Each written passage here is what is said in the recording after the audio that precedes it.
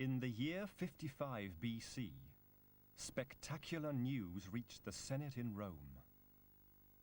For the first time, Roman soldiers had crossed the ocean from Gaul, sailed beyond the known world, and landed on the legendary island of Britain. They were commanded by a man whose name is synonymous not only with the atrocities, but also with some of the more enlightened achievements of the great Roman Empire. Towering above all others, his brilliant military career was encapsulated in three famous words: Veni, Vidi, Vici.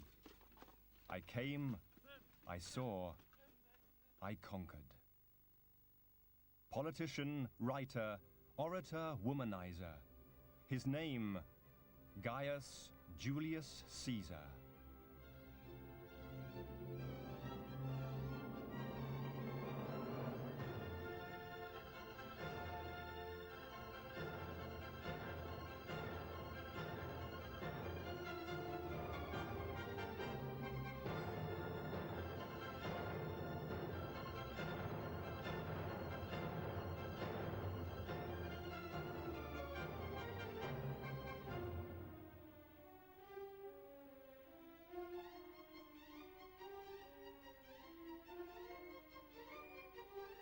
Throughout his life, Julius Caesar considered himself a man with a divine right to rule. His father was said to be a descendant of Ascanius, grandchild of Venus, and his mother was descended from Ancus Martius, a legendary king of Rome. He was correspondingly well educated, fluent in both Latin and Greek, and an orator of outstanding ability. He also possessed a voracious appetite for women. Well, Caesar, as a young Roman aristocrat, was an extremely proud man and soon made a considerable impression on his contemporaries, not least because he dressed rather as a dandy. The Roman aristocrats at that time dressed in a fairly plain style, and he was thought peculiar because he wore long sleeves. This was regarded as rather unusual. He seems to have had a great attraction for women, and also, I think, a great respect for women. For example, he created a sensation by making a speech at his Aunt Julia's funeral. This was very unusual to do this for a Roman woman at that time rather than a noble man. The career that was to bring him so much glory began quite humbly with a succession of administrative posts in Asia Minor. One event, however, his capture by pirates, revealed the strength of character which was to carry him inexorably forward along his chosen path, as the Greek writer Plutarch noted. He wrote verses and speeches and made the pirates listen. And those who did not praise them, he called to their faces illiterate and barbarous, and would often threaten to have them hanged. They were very much taken with this and considered his free talking to be a kind of simplicity and boyish playfulness. Freed later, Caesar had them all executed, displaying the tenacity and ability for swift decision-making that was to be his hallmark. In 65 BC, Caesar was elected to the post of aediler, responsible for public games and entertainments. This was something of a coup, giving him the chance to win votes and favor with the plebeians by spending money on feasts and chariot races. Other people's money, of course. Plutarch notes, by his great liberality and magnificence in theatrical shows, in processions, and in all public feastings, he threw into the shade all the attempts that had been made before him, and everyone was eager to find out new offices and honors for him in return for his munificence.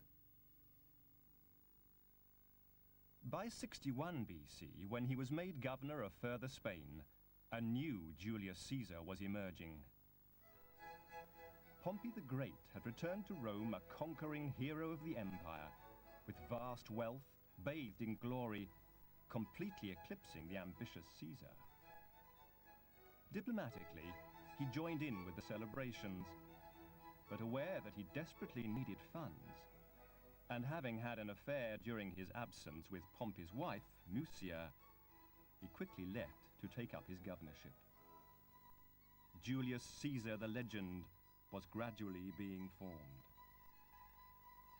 He proved himself a first-rate administrator and a formidable soldier and commander, eating the same food as his men, sleeping in the open, and marching alongside his legionaries, who hailed him as Imperator, victorious general. Certainly he became wealthy. He also became dedicated to military life.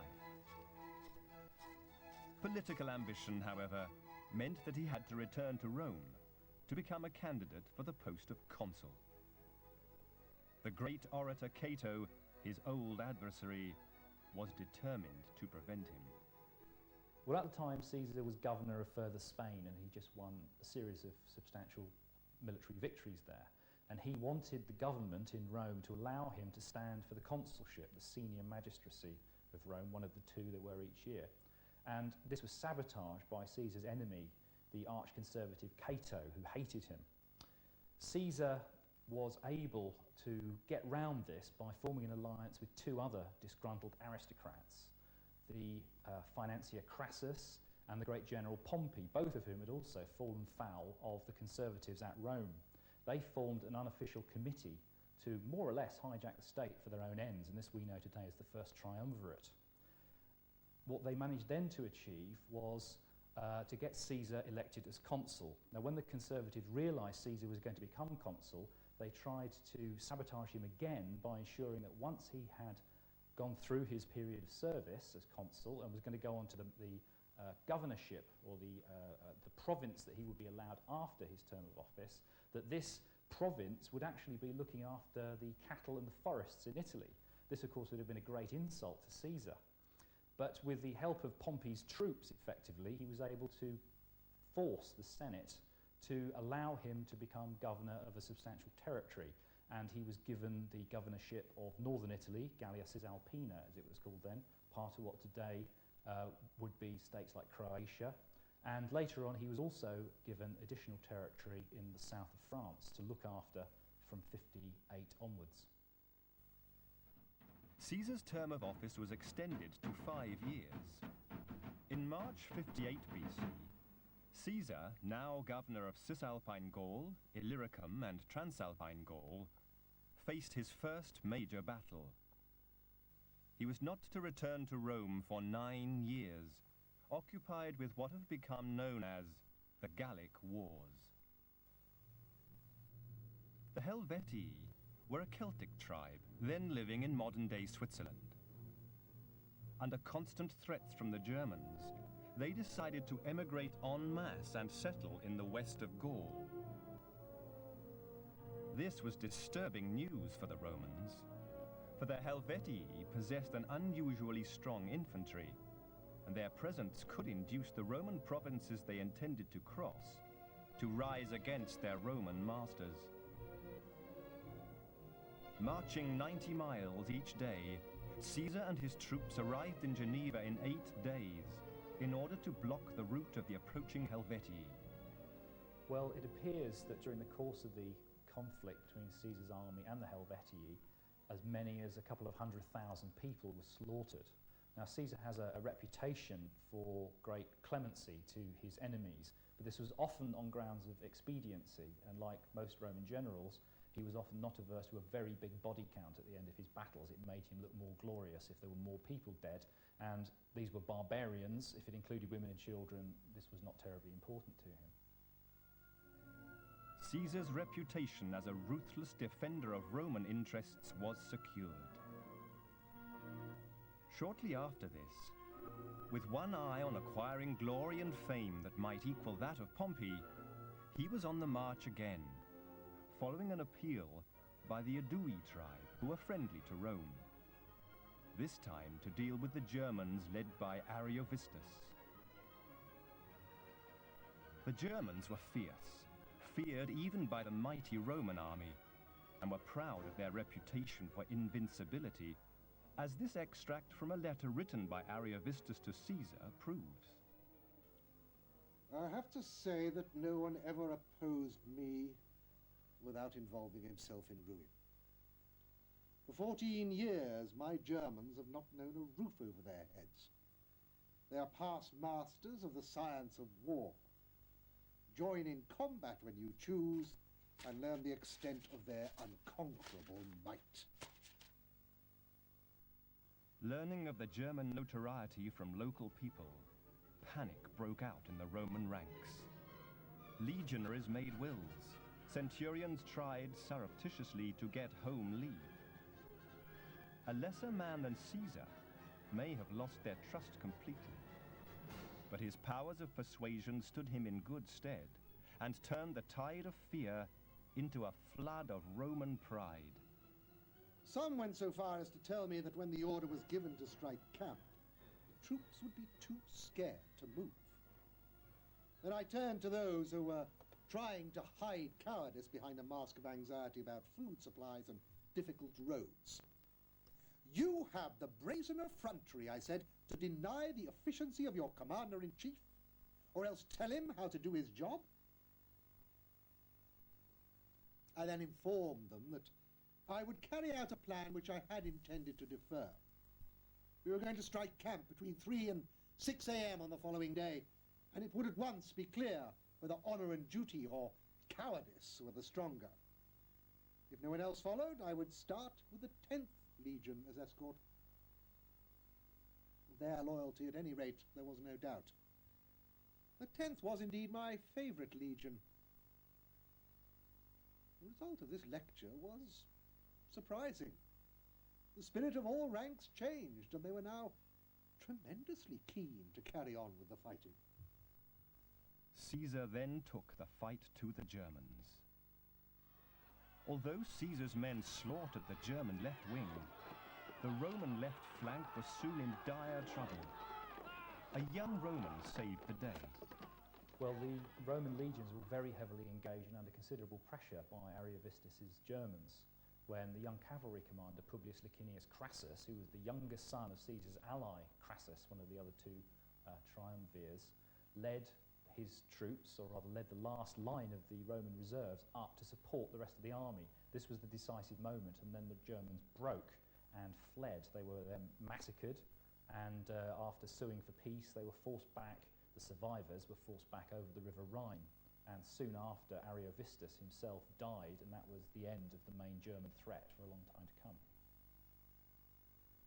Fear of the seemingly indestructible Roman army spread quickly north to the Belgae people beyond the Seine, and certain that they would be next to catch Caesar's unwelcome attention, forces were amassed to deal with the threat.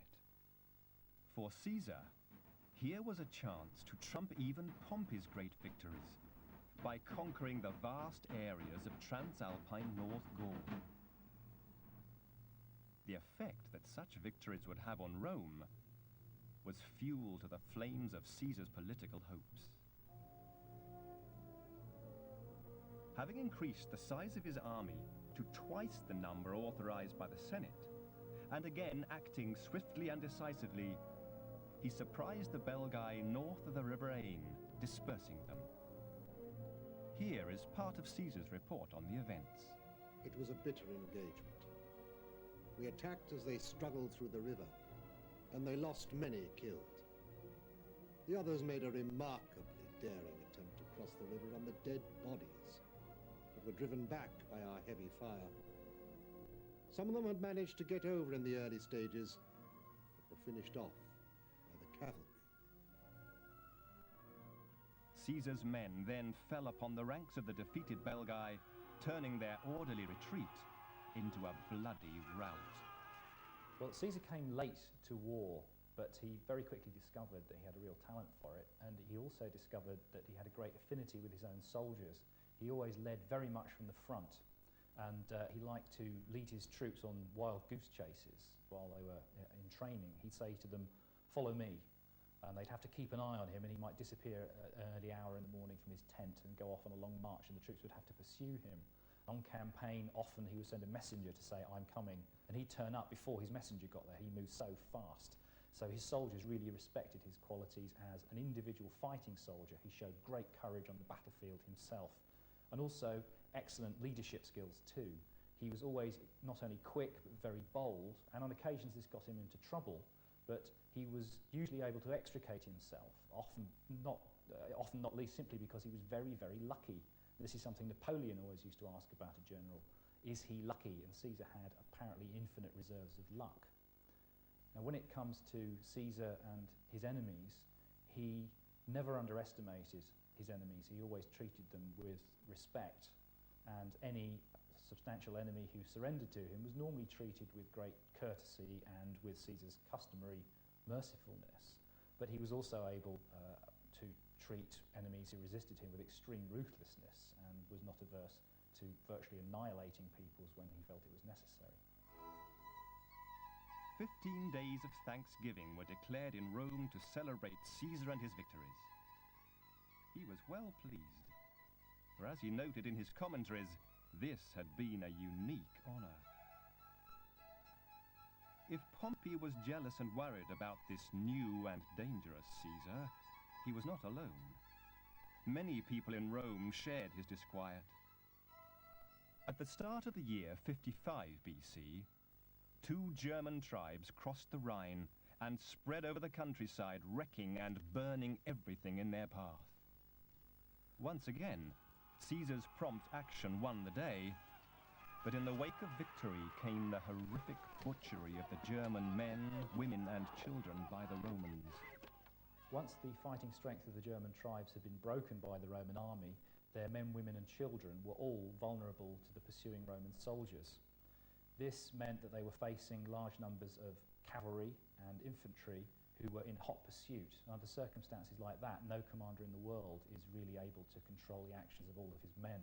And a massacre very rapidly develops. The soldiers were evidently just slaughtering anything that moved.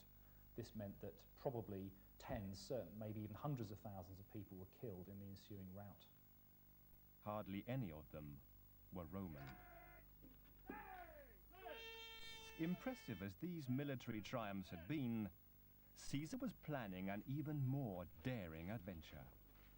No river this time stood between him and his goal, but an ocean. This mythical place lay beyond the known world, a land that many believed to be a figment of a too vivid imagination, the legendary island of Britain.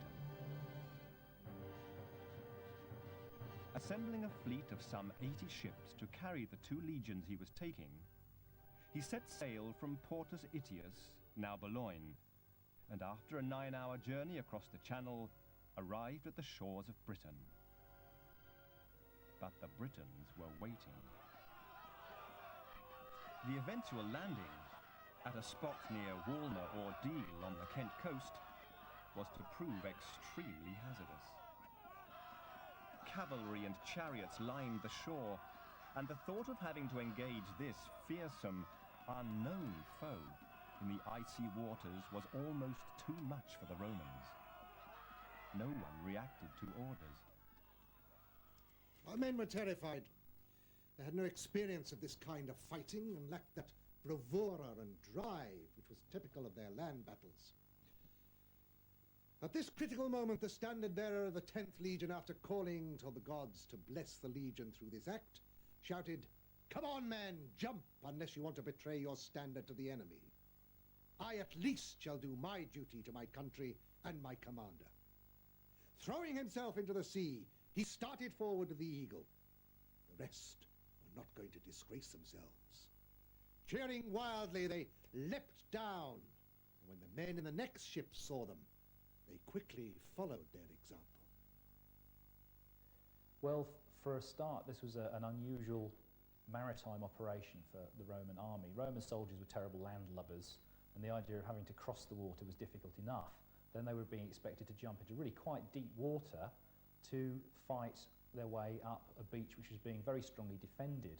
That was enough of a problem in itself. But in addition, They were doing something that no Roman army had ever done before. They were going across the ocean, this mysterious sea which surrounded the known world, which was full of sea monsters which would threaten human life.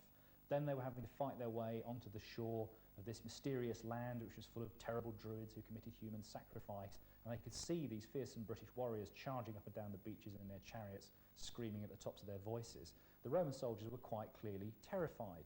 What they were doing in Roman terms was the equivalent of Neil Armstrong's landing on the moon, but with the additional terror of dragons and demons. Once everyone was ashore and formed up, the legions charged. The enemy was hurled back. It was impossible to follow them very far because cavalry transports had been unable to keep their course and reach the island. That was the only thing that deprived us of a decisive victory. It was the year 55 BC. The first landing of the Romans in Britain had been accomplished, albeit somewhat raggedly. The native Britons, however, were not going to allow themselves to be so easily beaten. The change of weather in the Channel seemed to present them with an ideal opportunity for a counterattack. 18 transports were approaching Britain filled with cavalry. As they neared the coast, a violent storm hit them, dispersing the ships in all directions. Seizing their chance, the Britons rallied and attacked. The 7th Legion had been out foraging for food when the Britons struck at them from the woods. They were caught in a desperate situation. Unarmed, under a heavy barrage of fire, they only just managed to hold their ground by packing units tightly together. There was total confusion as the British war chariot and cavalry swarmed in, pinning down the helpless legionaries. Chariots were the greatest problem for the Romans in the guerrilla-type warfare waged by the Britons. They could descend quickly on the slow-moving columns of legionaries and wreak havoc. Let me give you an idea of the British charioteers in action. They begin by driving all over the field, hurling javelins. And the terror caused by the horses and the noise of the wheels is usually enough to sow confusion amongst the enemy ranks. Then they work their way between their own cavalry units, where the warriors jump down and fight on foot. Meanwhile, the drivers retire a short distance from the fighting and position their chariots in such a way that their masters, if outnumbered, can easily get back to their own lines. In action, therefore, they combine the mobility of cavalry with the staying power of foot soldiers. Their skill may be judged by the fact that they can control their horses at full gallop on the steepest incline. Stop and turn them in a moment. Run along the pole, stand on the yoke, and get back into the chariots as quick as lightning. In the event, Caesar, who now possessed some 30 horse, was able to place his legions in battle formation, and following a short engagement, the Britons were overwhelmed and fled into the woods. Days later they returned, but were beaten back after a brief fight, and to discourage any further attempts, Caesar ordered his men to pursue, as he noted. We followed as far as our speed and endurance allowed, killed a large number of them, then burned all their dwellings over a large area and returned to base. That same day, envoys came to sue for peace. They were met with a demand for twice as many hostages as before. It is unlikely that any were forthcoming, and 18 days after he had landed, he returned to Gaul for the winter. Unfortunately for the Britons, Caesar's appetite for the conquest of their land had been whetted, and the following year, 54 BC, determined to finally subdue them, he set sail for a second time. Well, the second fleet, which came across in 54 BC, was much bigger than the one of the preceding year. From Caesar's own account, it seems to have involved some 800 ships and landed along a substantial portion of beach. He found on this occasion no opposition on the beach, And he discovered afterwards this was because the Britons had been expecting him to arrive and had assembled to meet him. When they saw the horizon black with ships, they ran for it. An entire day was taken up with disembarkation, whereupon Caesar marched the army 12 miles inland as far as the river Stour. There, the Britons, led by Cassivelaunus, chief of the Cativaloni living in present-day Hertfordshire, tried to halt the Roman progress. To no avail. As soon as his forces were at full strength and the fortifications to the camp in place, Caesar found himself faced with the reassembled Britons under the command of Cassivelaunus. The enemy horse and chariots engaged in a fierce running fight with our cavalry. But we were masters of them at all times and forced them back with heavy losses into the woods and hills. Before long, however, the Britons caught us off our guard as we were setting up camp. They rushed unexpectedly from the woods, attacked the outposts which were placed in front of the encampment, and some heavy fighting followed. The first and second cohorts of 2 legions went to the rescue and took up positions quite close together.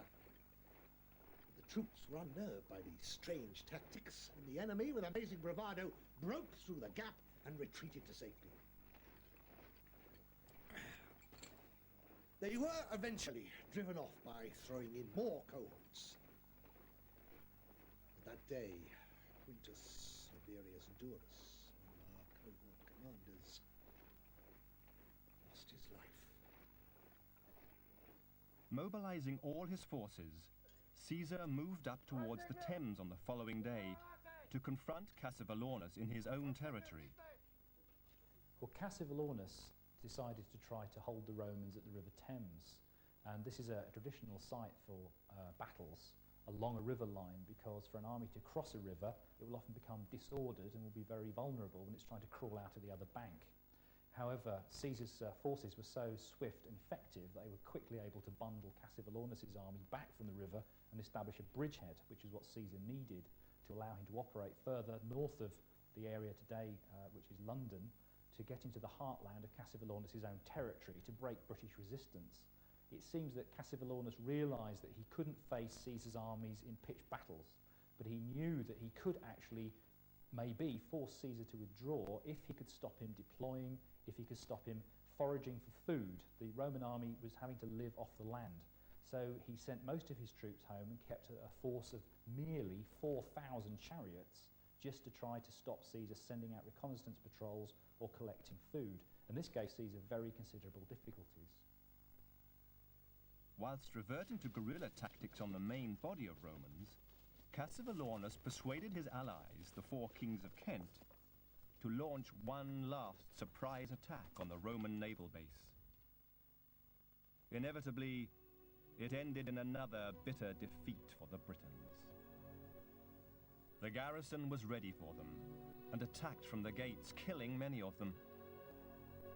Cassivelaunus negotiated terms of surrender, Caesar demanding hostages and tributes to the Roman treasury. Very little was ever forthcoming. Another 100 years was to pass before southern England was to become part of the Roman Empire. Well, when Caesar left Britain, he had to go back to Gaul, because although Gaul had been overrun by his legions in a few years, the great territory of all these Gaulish tribes was not finally subdued and brought under Roman government. There were many murmurings of resentment and rebellion, and indeed soon after, the whole of Gaul erupted into a huge rebellion under the leadership of the Arvernian prince Vercingetorix, who led Caesar a merry dance, a long war of siege and pitched battle, which only culminated when Caesar managed to trap Vercingetorix at the town of Alesia and besiege him, constructing vast siege works around the hilltop town. And thereafter, Vercingetorix's army was facing the prospect of starvation within the Roman lines. Meanwhile, many of the other Gaulish peoples got together a huge relief force of over 200,000 men to try to break through Caesar's lines, to relieve Vercingetorix and to drive the Romans out of Gaul forever. But Caesar's lines managed to hold in one of the most spectacular battles of history. and the Gauls were compelled to surrender. Vercingetorix gave himself up to Caesar, and thereafter Gaul was permanently Roman territory. With the Gallic tribes now subdued and the war virtually over, Caesar was to embark on the final march to dictatorship in Rome. Cicero, the great Roman orator, described the highly volatile situation in Rome thus: "The point at issue is this, and it is over this that men in power are going to fight. Pompey has made up his mind not to let Caesar be elected without his first surrendering army and provinces, while Caesar is convinced that his personal security depends on his keeping his army. So their old love affair and their detestable alliance have not decayed into furtive bickering, but have erupted into open war." On the 10th of January, 49 BC, he crossed the Rubicon, a small river boundary between Italy and Cisalpine Gaul. In doing so, he deliberately violated a Roman law which expressly forbade governors to leave their provinces with their armies. He was well aware of the consequences of this rash action. Before he crossed over, he is reported to have paused before saying, "Even now we may draw back. Once across that little bridge, and the whole issue is with the sword." He was right. Civil war was the disastrous result. Pompey was encouraged by my opponents. He could not endure an equal. He had definitely rejected my friendship, and he now took sides with those who had been his enemies just as they had been mine, and in whose disfavor he himself involved me during the 5 years of his marriage with my daughter Julia. He wanted war. Haste, therefore, and confusion henceforward guided our actions. I addressed the 13th Legion, which had been summoned from Ravenna. I recalled the long series of injustices suffered at the hands of my enemies. Their jealous determination to destroy my good name had caused this regrettable change of heart in Pompey, and had caused a man for whom I had always shown the greatest respect, and whose interests I had always done my utmost to promote. Finally, I called upon them to defend my honor and reputation. The honor and reputation of a commander under whom they had, during the last 9 years, fought their country's battles and subdued Germany as well as the whole of Gaul. The men shouted back that they would stand by their commander-in-chief and the people's representatives. With characteristic speed, Caesar proceeded down through Italy towards Rome. Town after town was brought under his influence, causing Pompey to withdraw from Rome and move southwards, finally to leave Italy altogether. Italy came under Caesar's control, and Cicero saw his worst fears confirmed. His main anxiety was for the fate of the Republic, which, he rightly observed, was in mortal danger. To his friend Atticus he wrote, "Absolute power is what both Pompey and Caesar have sought. Their aim has not been to secure the honor and happiness of the community. Pompey has not abandoned Rome because it was impossible to defend, nor Italy under forced compulsion. But it was his idea from the first to plunge the world into war, to stir up barbarous princes, to bring savage tribes into Italy under arms, and to gather a huge army. But neither of them looks to our happiness. Both want to be kings." Disappointingly for Caesar, when he arrived back in Rome, his reception was lukewarm. The farewell speech he had prepared before leaving to seek out Pompey had to be abandoned. Soon, Caesar was on his way to Spain to crush the Pompeian stronghold there. Well, Caesar had to wage campaigns all over the Roman Empire to try to crush the remaining Pompeian opposition to his regime. And this put tremendous strain on this hitherto very loyal army which he had created in the conquest of Gaul. But these soldiers now were aging, many of them were wanting retirement, and they were starting to be not entirely loyal. And for example, there was actually a mutiny in the Caesarian garrison at Placentia in Italy, which Caesar had to go and crush personally, executing 120 of his own soldiers, which is an interesting comment on the state of morale of his own troops during this prolonged civil war. Returning to Rome, he wasted no time in pushing through the Senate a law investing him with emergency dictatorship. This enabled him to appoint supporters as consuls for the next year, and also to deal with the deep-rooted problems of debt. It was now time to deal with the threat of Pompey. On the night of the 4th of January, 48 BC, a fleet set sail for Epirus, now Albanian territory, catching Pompey unawares. The Battle of Pharsalus, the largest ever fought between Romans, was about to begin. For Pompey, it was to prove a disaster. Well, when the two armies, the armies of Caesar and of Pompey the Great, came to face each other, Pompey had a 2-to-1 numerical superiority, and also he had the advantage of a better tactical position. However, he knew, and a lot of his soldiers knew, that Caesar's troops were much more experienced and much tougher than his own. He'd been horrified to discover that these soldiers had been living on roots because they were so hard up for food, but their morale was unbroken, and this had shaken him. So he tried to beat Caesar by means of attacking Caesar's flank with a cavalry movement, but Caesar, being wilier than Pompey, realised this was coming and positioned troops to anticipate this. And when the attack came, his infantry were able to attack Pompey's cavalry, roll them up, and thereafter Pompey's army dissolved, and he had to retire to his own camp, hotly pursued by Caesar's victorious legionaries, who started to ransack it just as Pompey fled out of the other gate, disappearing off into exile and eventually meeting his death. At the end of the battle, Caesar is reputed to have looked at the corpses littering the field and said, "It was all their own doing." 15,000 of Pompey's men were dead, 24,000 taken prisoner. Many fled.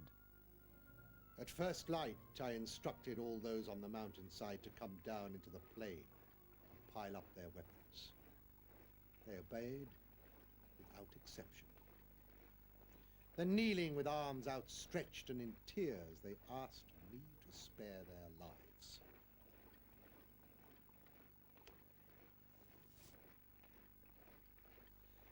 After telling them to stand up and have no fear, I spoke a few words to assure them that I was, by nature, merciful.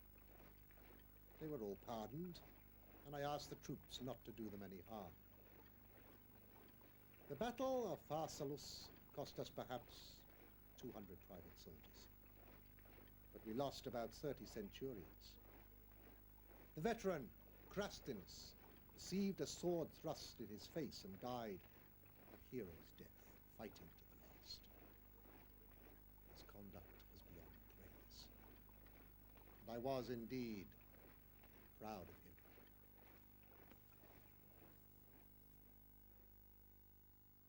Another momentous chapter in his life was about to be written as Caesar sailed across to Egypt in pursuit of the fleeing Pompey.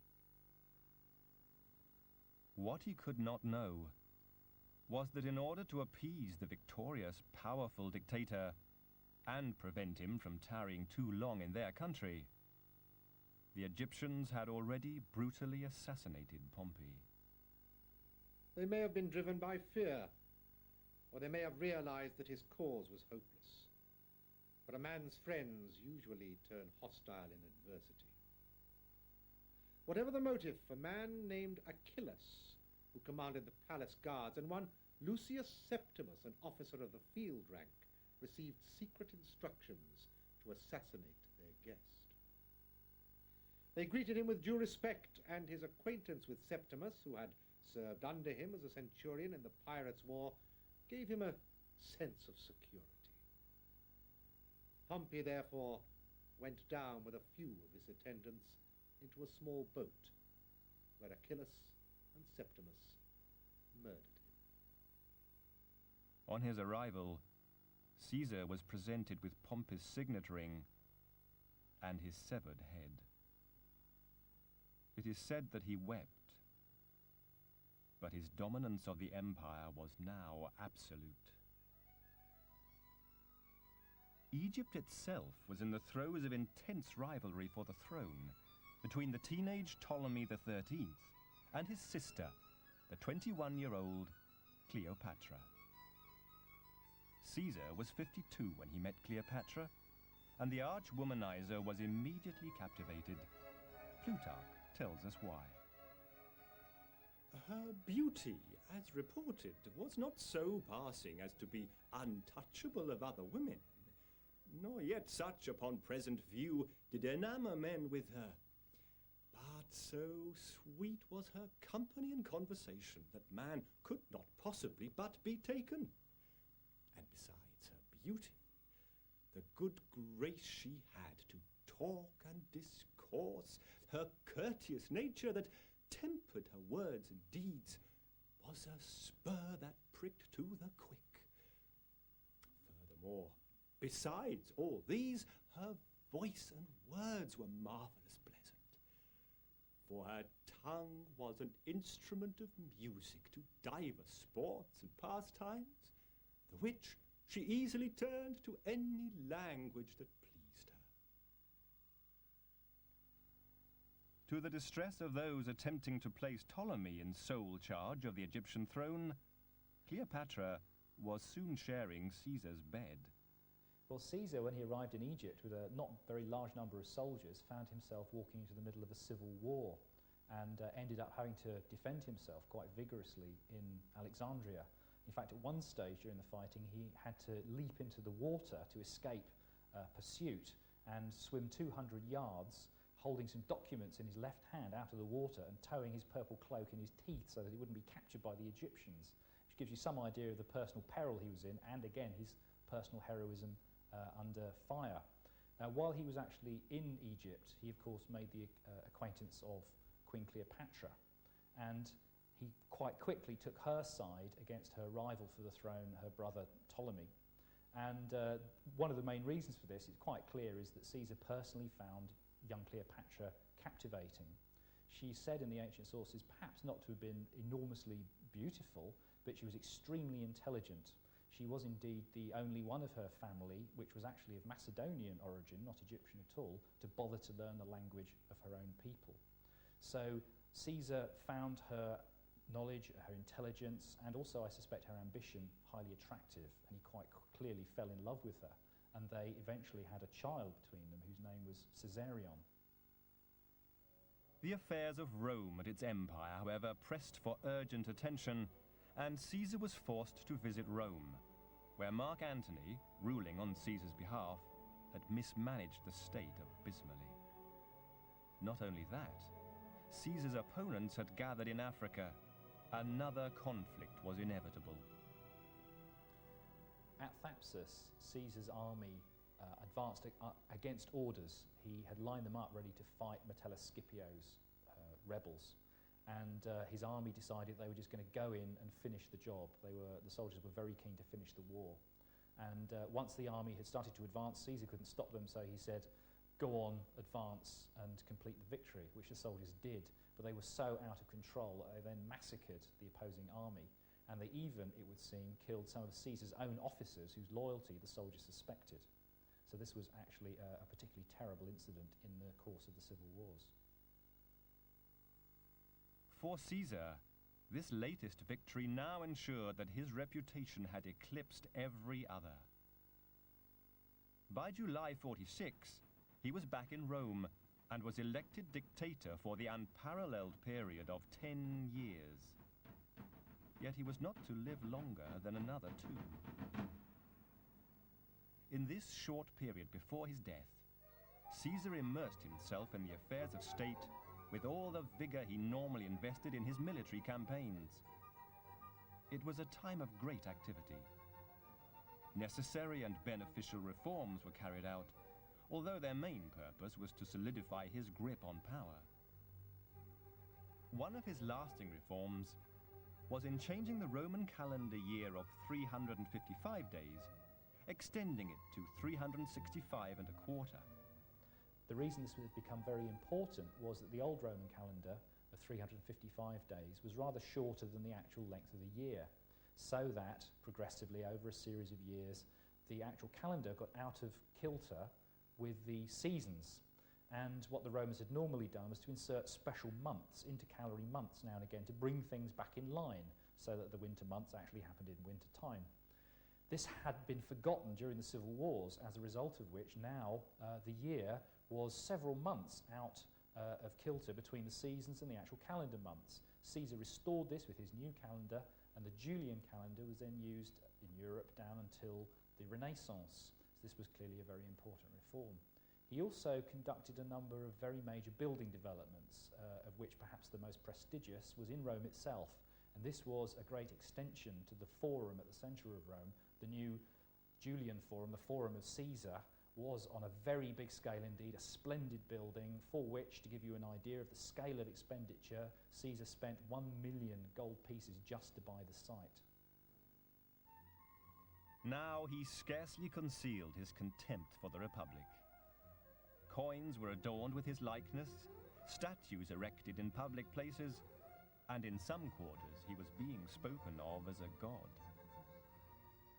In 44 BC, the pinnacle of his career had been achieved. He was voted Dictator for life. Fired by envy, jealousy, and revenge, his rivals succeeded in uniting a group of at least 60 who desired to be rid of Caesar and agreed to his assassination. Among their number was Marcus Brutus, allegedly the illegitimate son of Caesar by his lover of 20 years, Servilia.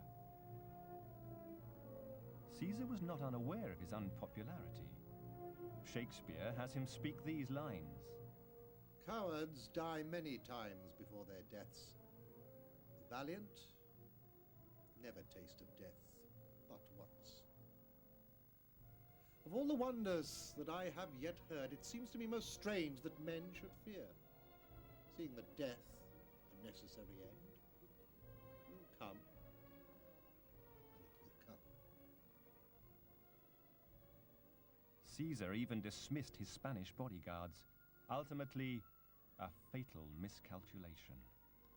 Well, early in the year 44 BC, we know that Julius Caesar was planning another great war. This time he was intending to go to the eastern end of the Roman Empire and to invade the neighbouring Parthian Empire, which is, roughly speaking, today Iraq and Iran.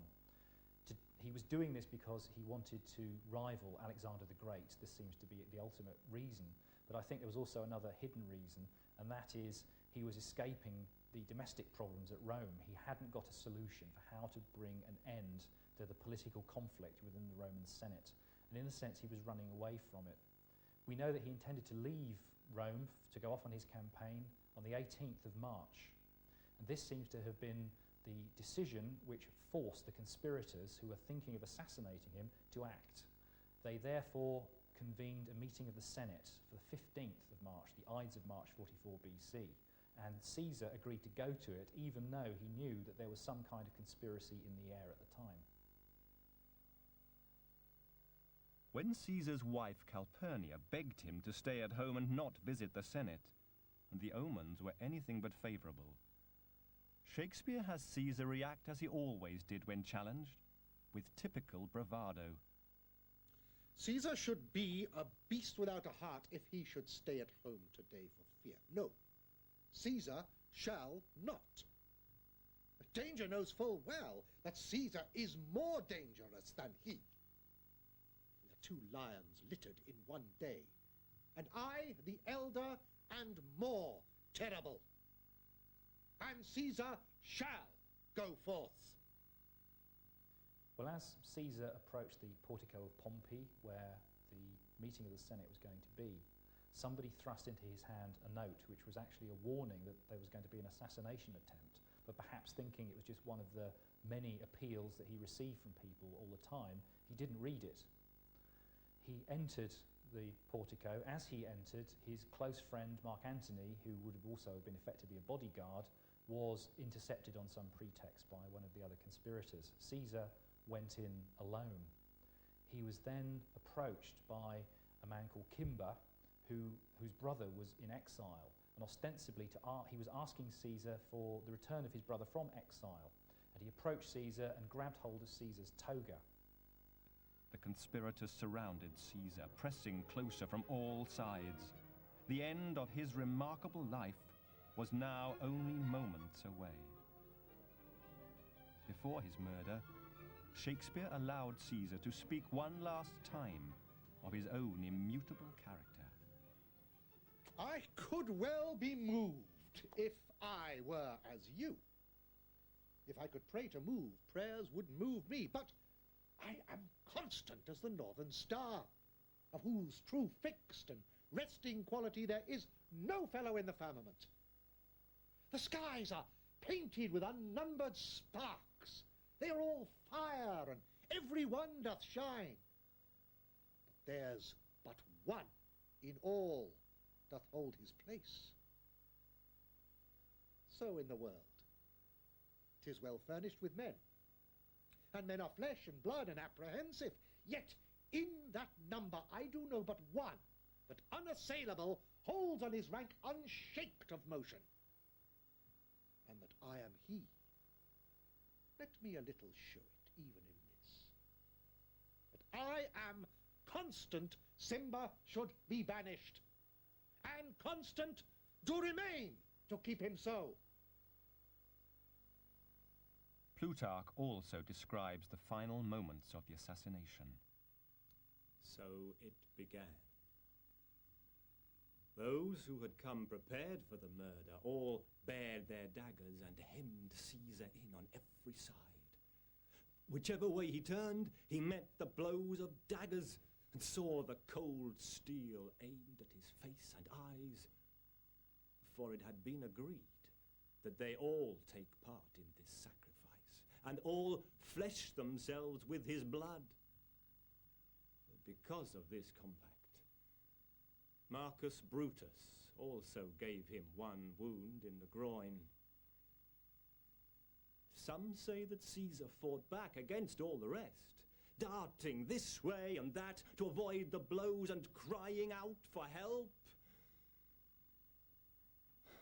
But when he saw Brutus had drawn his dagger, To Brute, and for Caesar.